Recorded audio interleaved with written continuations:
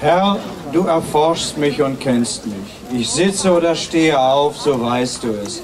Du verstehst meine Gedanken von ferne. Ich gehe oder liege, so bist du um mich und siehst alle meine Wege. Denn siehe, es ist kein Wort auf meiner Zunge, das du, Herr, nicht schon wüsstest. Von allen Seiten umgibst du mich und hältst deine Hand über mir. Diese Erkenntnis, du wunderbar und zu hoch, ich kann sie nicht begreifen. Wohin soll ich gehen vor deinem Geist und wohin soll ich fliehen vor deinem Angesicht? Führe ich gen Himmel, so bist du da. Bettete ich mich bei den Toten, siehe, so bist du auch da. Nehme ich Flügel der Morgenröte und bliebe am äußersten Meer, so würdest auch dort deine Hand mich führen und deine Rechte mich halten.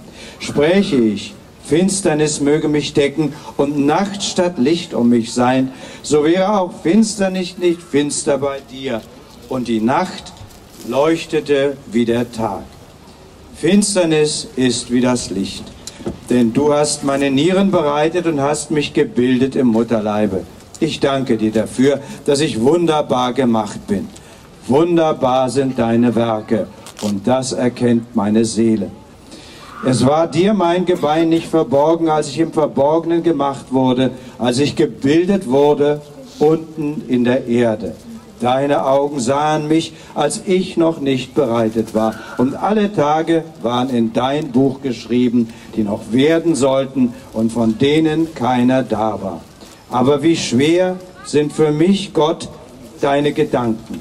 Wie ist ihre Summe so groß? Wollte ich sie zählen, so wären sie mehr als der Sand. Am Ende bin ich noch immer bei dir.